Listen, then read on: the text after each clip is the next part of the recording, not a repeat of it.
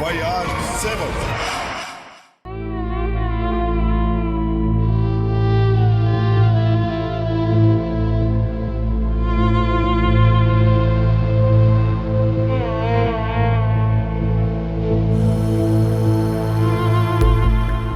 जी नाज़रीन, काफ़ी मेहनत के बाद हमें वो शख्स मिला, इखलाक नामी ये लड़का, जो वो खुशकिस्मत कह सकते हैं, खुशकिस्मत इंसान है। क्योंकि कल कातिल की तरफ से जब पहले बयान दिया गया तो कातिल ने ये बताया कि मैंने 9 लोगों को कत्ल किया है, लेकिन चूँकि ये खुशकिस्मती कह सकते हैं हम इनकी कि कातिल ने इन पर हमला किया और ये काफ़ी देर उसके साथ लड़ता झगड़ता रहा।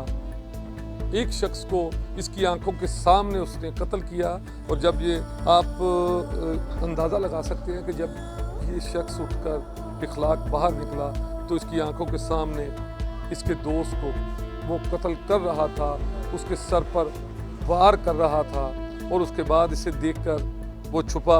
बाकी कहानी हम इनकी ज़ुबानी सुनवाते हैं। आप बताइएगा, क्या नाम है आपका? इखलाक। क्या हुआ था? आप कहाँ सोए हुए थे? लेके चले।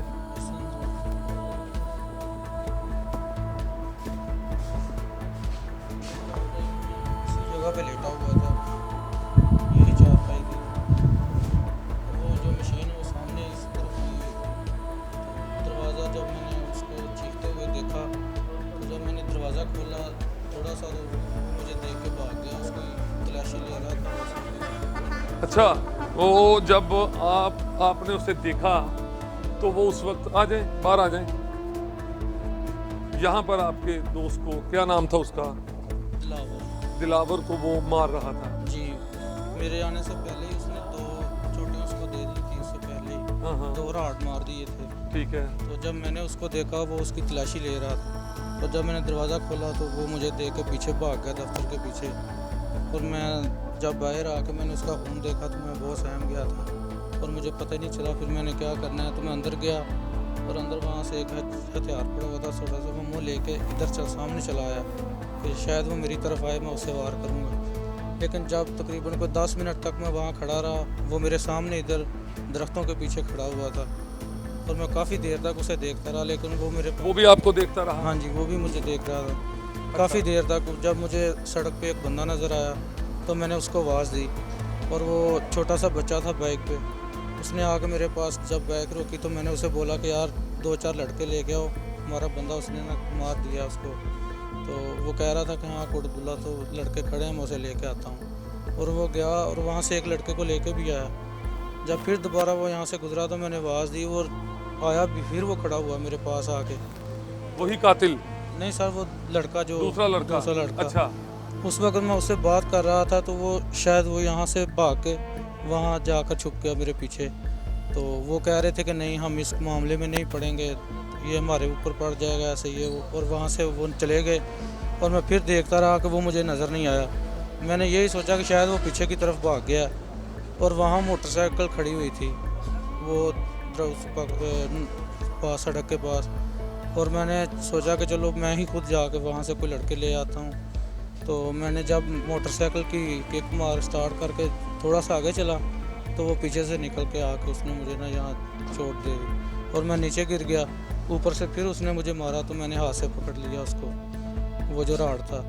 और फिर आपका गुत्थम गुत्था हुआ? जी बिल्कुल, यहाँ से तकरीबन 10 मिनट तक हम वो सड़क पर ना एक दूसरे के साथ झगड़ते हुए गए, और जब सड़क पे जाके हमने 2-3 गाड़ियाँ रोकी, मैंने वो नहीं रुकी, तो फिर मैंने सोचा कि नहीं मैं इसे छुड़ा कर भाग जाऊँ, और मैंने उसे छुड़ाया और दूसरी तरफ यहाँ कोट अब्दुल्ला की तरफ भागा।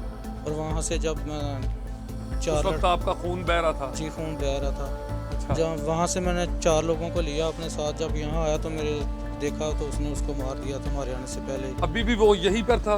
जी, वो जब मैं भागा वो उसके ऊपर था, गिरा हुआ नीचे, तो जब मैं वापस हम आए तो उसको मारता हुआ यहाँ तक ले आया था, और जब हम आए उस वक्त भी वो उसे मार रहा था। क्या चीज़ मार रहा था उस वक्त सर? जो राड मेरे सर पे था ना, वही उसके पास था राड, शायद वही ये मशीन की इस तरफ ना वो मार रहा था उसे। तो वो लोग ने आवाज़ें दी उनको, और हमारी तरफ देख के तो जाके पेट्रोल की नोज़ल उठा ली, और वो कह रहा था कि आगे जब आएंगे तो मैं आग लगा दूंगा आप सबको। तो वो भी लोग डर गए कि शायद ऐसा ही ना करे, वो भी आगे नहीं आए।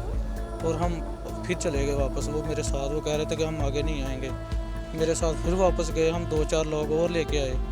तो हमारे आने से पहले वो तीसरे कमरे में मेरा भाई ये तेल डाल रहा है वो भी इधर था।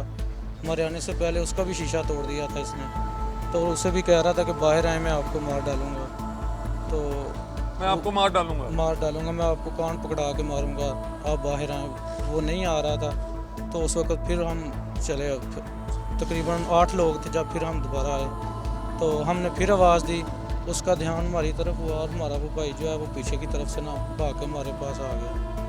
तो इसी तरह काफ़ी देर हम सड़क पे देखते रहे वो, लेकिन वो जो था ना इधर ही बैठ गया, वो नहीं जा रहा था। कातिल इतना दीदा दलेरी से उसने यहीं पर आपके भाई को, यहाँ पर आपके दोस्त को कत्ल किया, और आप 4 बंदे लेकर वापस आए तब भी वो यहीं था। तब भी वो मशीन के ऊपर ही बैठा हुआ था। और उसके बाद आपकी डायलॉग बातें भी हुई और उसके बाद भी वो यहीं पे बैठ गया। जी, जब हम गुत्थम गुत्थी थे तब भी मैं उसको यही बोल रहा था, यार आप इधर के हो, हम पहचानो तो सही, रोज़ तेल डलवाने आते हो हमसे ऐसे ही। वो नहीं मान रहा था। वो कह रहा था कि नहीं, आपने हमारे बाप को मारा है, मैं किसी को नहीं छोड़ूंगा। बस मेरे बाप को मारा है, मैं किसी को नहीं छोड़ूंगा। ये क्या स्टोरी है बाप को मार देना? ये तो मुझे भी नहीं पता सर। मैंने तो वैसे ही हम देखते थे, जब तेल डलवाने आता था हमारे पास आके कई बार यहाँ खड़ा भी हुआ है, बातें भी करता रहा है। लेकिन ये मामले का तो नहीं मुझे पता कि वो क्या मसला है। आप इस वाकये से पहले उसको जानते थे? जी बिल्कुल, तेल डलवाने आता था। अब इस वाक़े के तकरीबन 8-9 दिन पहले यहाँ पंप पे अपनी माँ के साथ आया था तेल डलवाने के लिए। वैसे भी हम आते जाते भी उसको देखते ही रहते हैं। हाँ जी जी। उसने अपनी माँ को भी मारा है, अच्छा, अपनी बहन की ना टांग भी तोड़ी है उसने। माँ ठीक है अब? बची परसों की कह रहे हैं कि वो भी फौत हो गई है, उसकी माँ भी। अब माँ को मारा, बहन को मारा, मास्टर को मारा, 7 लोगों को और मारा है उसने। कहाँ है मास्टर जुबैर साहब? हॉस्पिटल में है, कोमे के अंदर। कौन से हॉस्पिटल में है? ये मुझे नहीं पता, कोई मास्टर जुबैर का कोई रिश्तेदार? इधर तो कोई भी नहीं मेरा ख्याल। आप वो खुशकिस्मत आदमी हो, वो खुशकिस्मत इंसान हो जिससे उसने अपनी तरफ से मुकम्मल तौर पर कत्ल कर दिया था, मार दिया था, लेकिन अल्लाह की तरफ से आपके सांस, आपकी ज़िंदगी बढ़ी हुई थी तो आप उसके हाथ से बच गए। आपने काफ़ी ज़्यादा तगोदोबी की, लड़ाई भी आपकी हुई, आप उसको पहले जानते भी थे। जब वो चला गया तो आपने फिर क्या किया, क्योंकि आपके अपने सर पर चोट थी? कुछ भी नहीं सर, वह बस उसी की पड़ी हुई थी हमें। तो वो हमारा भाई था, हमारे साथ बहुत देर से ड्यूटी रात की कर रहा था। और वो अच्छे तड़प नहीं रहा था, ताल्लुकात उसकी जान निकल नहीं, चुकी वो जब सर उसने नीचे मारा ना उसको, उस वक्त वो मर चुका था। बहुत ज़्यादा राड उसके सर पे मारे हैं। वो बाद में हमने वीडियो में देखे कि बहुत ही ज़्यादा राड मारे थे उसको। वो उस वक्त ख़त्म हो चुका था। जब हम वापस वो पुलिस वाले के आगे भाग गया ना निकल के, उसके बाद हम पंप पे आ गए थे तो उसको देखा तो वो ख़त्म हो चुका था। उसके बाद हम यहीं थे, पुलिस भी आई। पुलिस आने के बाद फिर तकरीबन सुबह 5 बजे हमें इजाज़त मिली कि आप जाएँ, जाके पट्टी शट्टी कराएँ। पुलिस ने आपका बयान लिया? जी, पुलिस ने हमारा बयान भी लिया और वीडियो भी देखी, सारा कुछ करके, और फिर हमें इजाज़त दी कि आप जाएं और पट्टी करवाएं। जी नाज़रीन, ये वो खुशकिस्मत इंसान है जो 8 कत्ल करने के बाद 9वां शिकार ये बनने वाला था उसके हाथ से, ये अंदर से निकला।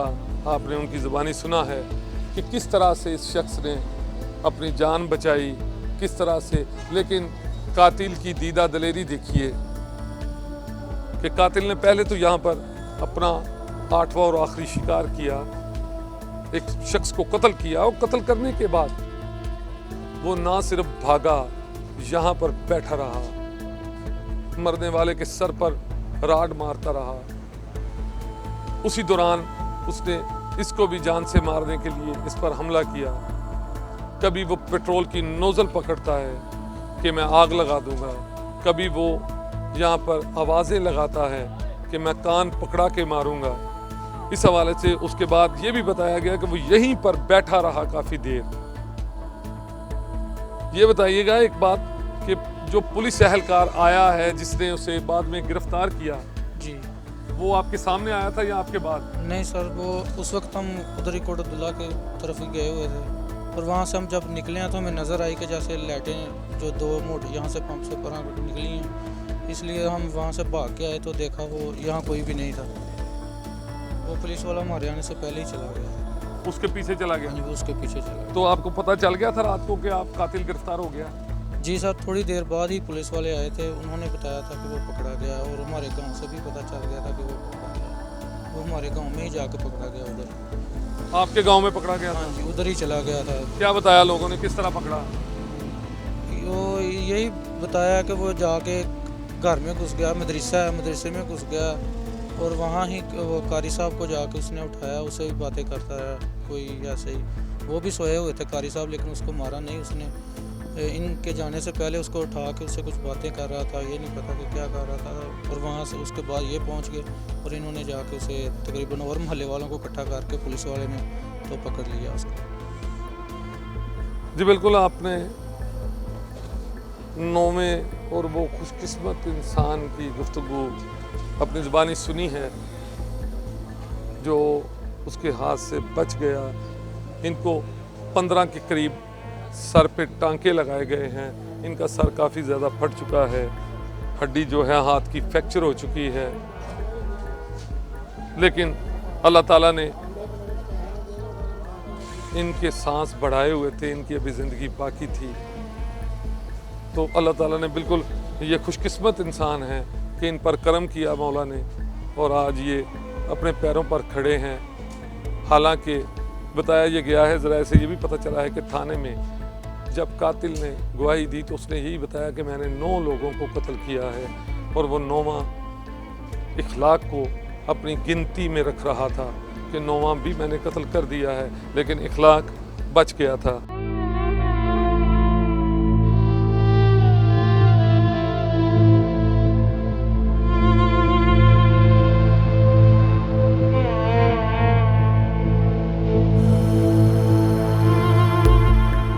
जी नाज़रीन, हम पहुंच चुके हैं कोट अब्दुल्ला, जो कि हचड़ गांव से अगला स्टॉप है। और ये सफाक कातिल जो है वो बताया ये गया है कि यहीं पर रहता था, कोट अब्दुल्ला का वो रिहायशी था और यहीं से वो कल रात को वहाँ पर गया।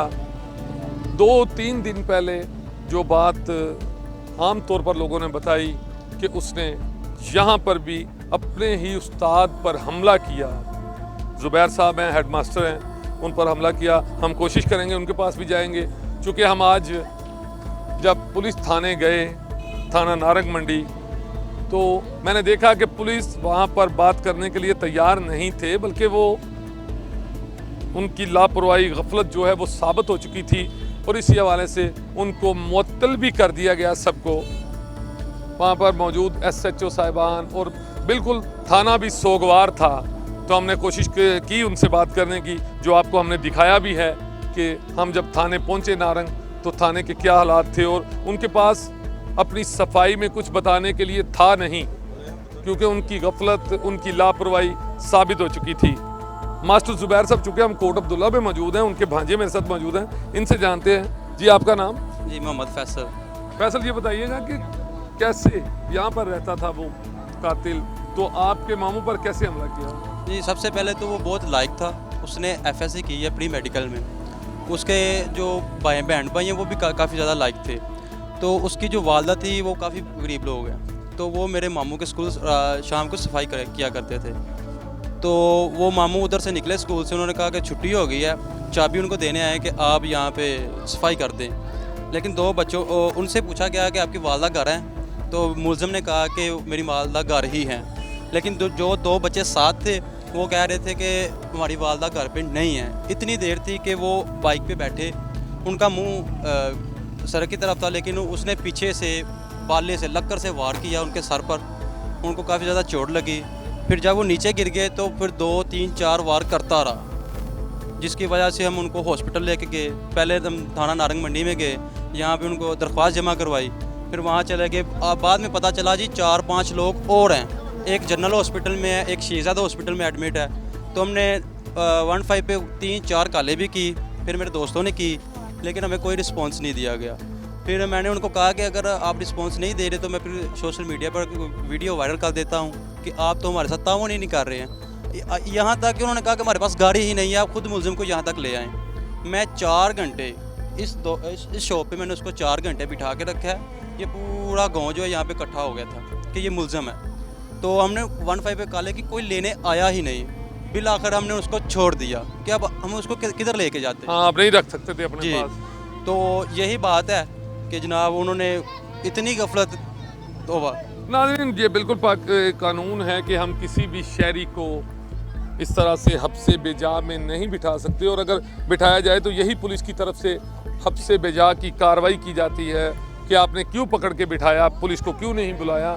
तो इस बात से अक्सर लोग डर जाते हैं कि ऐसे चक्कर में ना पड़ा जाए और उसको छोड़ दिया। इनका छोड़ना ही बनता था, लेकिन पुलिस की गफलत एक दफ़ा फिर साबित हो गई। चूँकि मैं कोट अब्दुल्ला पहुँचा हूँ। नाज़रीन, लाहौर से 7 न्यूज़ की मुकम्मल टीम आज सुबह से लाहौर से तकरीबन 120-25 किलोमीटर दूर यहाँ पर आए हैं। तो हम थाने भी गए, हमने देखा कि पुलिस के पास सफाई देने के लिए कोई बात नहीं थी। इतना बड़ा वाक़या रूनमा हुआ, उसने अपने उस्ताद पर हमला किया, और अब पता चल रहा है, ये भी पता चला कि उसने अपनी वालदा पर या अपनी बहन पर भी हमला किया। अपनी बहन पर भी हमला किया और अपनी वालदा पर भी हमला किया। सुनने में यही आया है कि जनाब उसकी जो वालदा है वो भी हॉस्पिटल में एडमिट है। जी नाज़रीन, एक पढ़ा लिखा नौजवान एक सफाक दरिंदा और कातिल कैसे बन गया, और इतना बड़ा उसने वाक़या यहाँ पर रूनमा हुआ है, और उसने इतना बड़ा कांड किया है कि 2-2.5 घंटे में 8 लोगों को मौत के घाट उतारा, जबकि 9वें को ज़ख्मी किया। मेरे साथ ज़ुबैर साहब के भांजे मौजूद हैं। हम कोशिश करते हैं, इनका कहना है कि नज़दीक ही 1-2 किलोमीटर पर ज़ुबैर साहब का गांव है, वहां चलते हैं, ज़ुबैर साहब से बात करते हैं। आइए।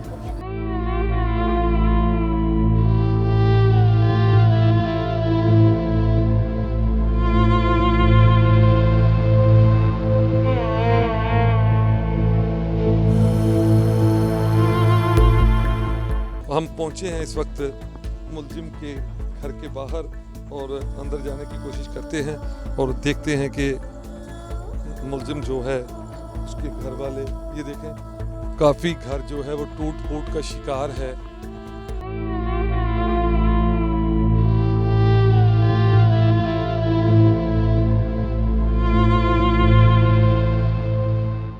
घर काफ़ी टूट फूट का शिकार है, और बिल्कुल ये देखें, इस घर में कातिल फैज़ रसूल रहा करता था। इसके नज़दीक रहने वाला कोई शख्स आए इधर जरा। आप यहाँ रहते हैं? जी सर। यहाँ रहता था सर, ये उसने खुद की है। ये दरवाज़ा लॉक था, बंद था, बिल्कुल ये खुल नहीं सकता था। उसने तोड़ा ये। कब तोड़ा था? ये तकरीबन कल परसों की बात, परसों। उसकी वालदा वगैरह यहाँ से जा चुके थे? उसने अपनी वालदा को खुद मारा है। सार में चोट लगी है उसको। ये दरवाजे को मैंने ताला लगाया हुआ था और अंदर से उसने तोड़ दिया है। ये दरवाज़ा भी इधर है, मैं दिखाऊं। ये ताला मैंने खुद लगाया था। ये चीज़ उसने ये तोड़ी है उसने अंदर से। अंदर वो दाखिल हुआ है। अब दूसरे वो उस तरफ ना ईंटें लगाई हुई थी उन्होंने ना, तो ये हमने लाइटें ऑन की हैं और वो आया। वो कहता है मुझे अंधेरा पसंद है, हमें मिला नहीं है। ये तो हमने आज न्यूज़ सुनी है ना। ये देखिए, ये इधर नर्जी सेवर लगे हुए थे, उसने सारे उतारे हैं, उतार के वो चला गया। इधर उसने कपड़े चेंज किए, ये देखिए।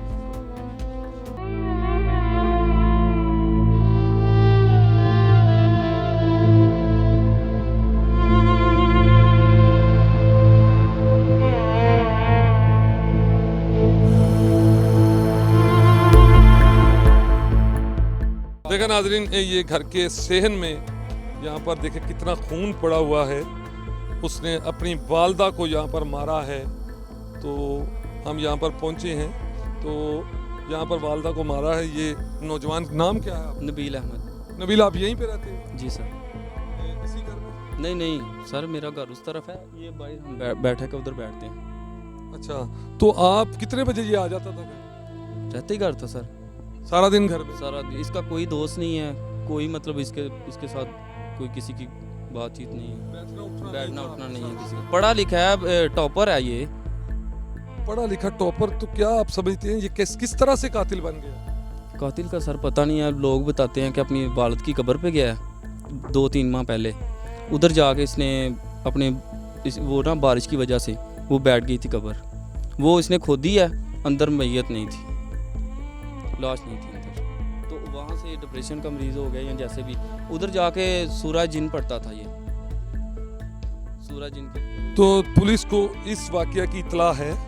आज वो भी आज पुलिस आई थी? हाँ जी, कल भी आई थी और आज भी। कल भी पुलिस आई? और कल भी पुलिस आई है। वाकया जब हुआ है तब नहीं आई, तब हमने कॉलें की है 15 पे, तकरीबन 5-6 मैंने खुद कॉलें की है, पुलिस नहीं आई। किस चीज़ से मारा था? नाज़रीन ये बता रहे हैं कि ये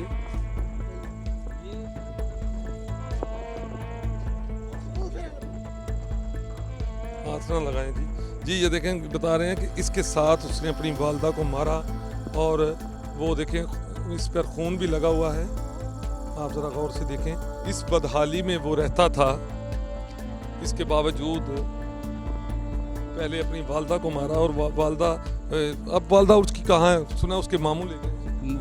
मामू लेके गए हैं, लेकिन अब सुना है कि वो ना उनकी डेथ हो गई है उसके बाद। नाज़रीन बताया ये जा रहा है कि शायद उसकी वालदा की डेथ हो गई है, लेकिन पक्की खबर हमारे पास मौजूद नहीं है। कुछ लोगों ने ये बताया और कुछ लोगों ने ये बताया कि शायद उसकी वालदा को उसके मामू ले गए थे। उसका छोटा भाई था उसको साथ, चूँकि इसकी 2 बहनें भी थी, एक बहन की शादी हो चुकी थी, दूसरी बहन, दोनों बहनें कुंवारी हैं। वो शेखपुरा में होती है सादिया, वो उधर मेरे ख्याल में नर्स है, और दूसरी है एक तैयबा है, वो लाहौर में है, वो भी नर्सिंग कोर्स कर रही है शायद।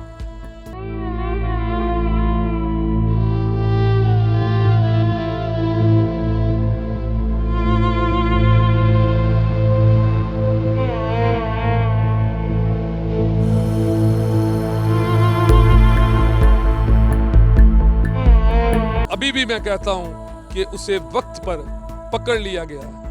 ना पकड़ा जाता तो शायद उसके पास अभी भी रात के कुछ पहर बाकी थे, वो उन पहरों में मजीद लोगों को वो नुकसान पहुंचा सकता था।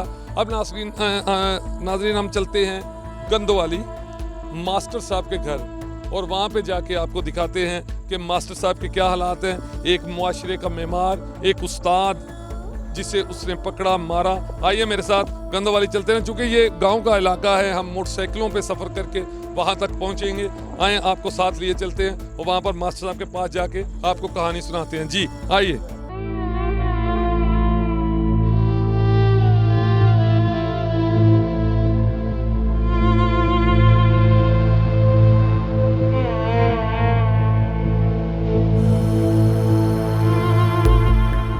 बिल्कुल नाज़रीन, कोट अब्दुल्ला से आगे गंदोवाली स्टॉप है। चूँकि ये रास्ता कुछ गांव का रास्ता था, और इस हवाले से हम बड़ी मुश्किल से मोटरसाइकिलों पर बैठकर यहाँ पर बाइक पर बैठ कर पहुँचे हैं। यहाँ पर हेड मास्टर ज़ुबैर साहब का ये घर है, तो उनके घर पहुँच चुके हैं हम, क्योंकि चंद ही दिन पहले कातिल ने अपने ही उस्ताद ज़ुबैर साहब पर हमला किया था। अब हम गंदोवाली में पहुँचे हैं, तो मास्टर साहब से बात करने की हम कोशिश करेंगे।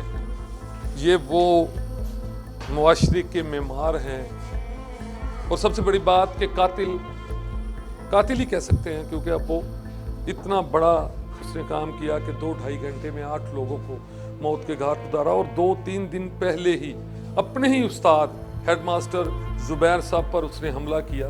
और देखें ज़ुबैर साहब के हालात, अल्लाह ताला ने इनकी ज़िंदगी तो बचा ली, लेकिन क्यों? मास्टर साहब से जानने की, मास्टर साहब बात करने की कर लेंगे थोड़ी सी मेरे साथ? मैं आपके पास बैठ जाता हूँ। नहीं कोई बात नहीं मास्टर साहब, मैं बैठ जाता हूँ। मेरी खुशकिस्मती है कि मैं एक उस्ताद के पास बैठा हूँ। मास्टर साहब ये बताइएगा कि इतना लायक, बताया ये गया है कि वो लायक स्टूडेंट था, अच्छा स्टूडेंट था, लेकिन 2-4 दिन पता नहीं क्या हो गया उसको, समझ नहीं आई हमें। मैं वहाँ से खड़ा था सड़क के ऊपर, पीछे से आकर उसने मेरे ऊपर एक लकड़ी बड़ी सी लेकर मेरे सर पे वार किया, और फिर मेरे जिस्म पे ऊपर काफ़ी वार किए उसने। मुझे होश नहीं थी, मैं बेहोश हो गया। मुझे मारता रहा वैसे वो, लेकिन अच्छा था, लेकिन पता नहीं क्या हो गया उसको, समझ नहीं आई क्या किया उसने। मास्टर साहब ये बात बताइएगा कि आपने, जाहिर है कि ज़िंदगी में उस्ताद कभी सख्ती भी करता है। कोई ऐसा वाक़या आपके जहन में आता हो कि इसके साथ आपने कभी कोई सख्ती की हो? कि इसके साथ कोई सख्ती नहीं की, बहुत अच्छा था, ओबीडियंट था बड़ा। जब ये पढ़ता था बड़ा ओबीडियंट था, उसके ऊपर मैंने सख्ती भी कोई नहीं की और कभी सजा भी नहीं ली इसने कभी मुझसे। और बहुत अच्छा पढ़ता भी था, लायक भी था, FSC की है इसने, ठीक ठाक है ये। अब पता नहीं अब एकदम क्या हो गया, इसको समझ नहीं आई मुझे भी। मास्टर साहब के बारे में अभी बताया गया कि एयरपोर्ट से ये रिटायर अफसर हैं और अब यहाँ पर बच्चों को तालीम देते हैं, ये मुआशरे के मेमार हैं। तो मास्टर साहब थोड़ा सा बताइएगा कि उस दिन हुआ क्या था? ये कोई आपके साथ बात हुई थी, आप कैसे इसको मिले और इसने आप पर हमला कर दिया? मैं इसके घर गया था, इसकी वालदा हमारे स्कूल में सफाई का काम करती थी, उसको बुलाने के लिए गया था मैं, तो ये अचानक आ गया। इससे मैंने पूछा आपकी अम्मी कहाँ है? अंदर है। उसके बच्चे छोटे छोटे बच्चे थे, बहन भाई थे उसके। उन्होंने कहा कि अम्मी घर पे नहीं है, इसने अम्मी को मारा है, वो बाहर चली गई है। मैं बाहर आ गया हूँ, तो बाहर आया हूँ तो इसने मुझे मेरी परिवार कर दिया, बस इतनी सी बात हुई है। आप उसके बाद लाहौर में हॉस्पिटल पहुँचे? नारंग गया हूँ पहले अस्पताल में, उन्होंने रेफ़र कर दिया मैं अस्पताल में। फिर मैं अस्पताल रहा हूँ एक दिन, नेक्स्ट डे मैं शाम को वहाँ से आया हूँ। अब कैसी तबीयत है आपकी? काफ़ी बेहतर है, पहले से इसमें बेहतर है, लेकिन सर पे चोट लगी है वो बड़ी ज़्यादा है और कंधे पे चोटें लगी हैं, जो कि दर्द मुझे बहुत ज़्यादा हो रहा है। मास्टर साहब आप ज़िंदगी में आपके बहुत सारे और भी शागिर्द होंगे, बहुत सारे लोग आपसे तालीम हासिल करके अच्छे अच्छे ओहदों पर फायज होंगे। आप ये बताइएगा कि आप किस तरह से देखते हैं कि एक बंदा, एक अच्छा पढ़ा लिखा इंसान, एक जिस तरह आपने बताया कि लायक स्टूडेंट माना जाता था, अच्छे नंबरों में पास होने वाला जिस बंदा था, ये कैसे कातिल बन गया? क्या इसे कोई ज़हनी टेंशन थी? इसका वालिद जो था ना वो अच्छा नहीं था, वो नशई था और ये उसके साथ रहता था। हालांकि ये बहुत अच्छा था, उसको समझता था कि पढ़ा लिखा था, लेकिन ये पता नहीं इसकी सोसाइटी ख़राब हो गई कि गलत स्टडी बैठ गया है, क्या हुआ इसने, यकदम ही कुछ तब्दीली आई है और कोई पहले कोई तब्दीली नहीं थी इसके ऊपर। पहले अच्छा था लेकिन पता नहीं क्या हो गया अब इसको। जी बिल्कुल, आपने हेड मास्टर साहब ज़ुबैर साहब की गुफ्तगू सुनी है। इनका ये कहना है कि काफ़ी ज़्यादा अच्छा पढ़ाई में भी लायक था ये, लेकिन एकदम से 2 दिन पहले मास्टर पर हमला किया और इनको वहीं से पता चला कि इसने अपनी माँ पर भी तशद्दुद किया है। और चूँकि मास्टर साहब को तो खुद समझ नहीं आई, ज़ुबैर साहब को खुद समझ नहीं आई कि इसने लकड़ी का टुकड़ा उठा के पहले सर पर मारा और उसके बाद बार बार वार करता रहा और ये बेहोश हो गए, वहाँ गिर पड़े। तो उसके बाद जब इनको होश आया तो बताया गया कि ये लाहौर नारंग हॉस्पिटल में थे, उसके बाद लाहौर मेयो हॉस्पिटल रेफ़र कर दिया गया। अभी अल्लाह का शुक्र है कि इनकी सेहत कुछ बेहतर है और इन्हें हॉस्पिटल से घर भेज दिया गया है।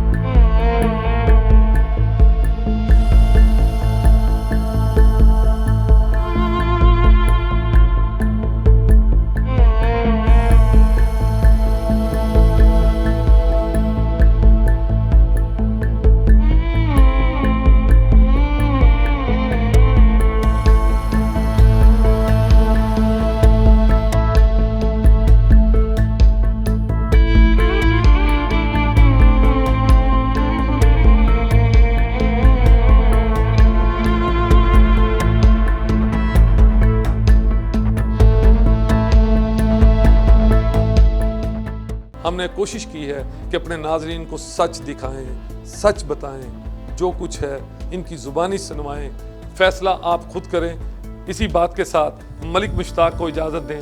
अल्लाह हाफिज़। FIR 7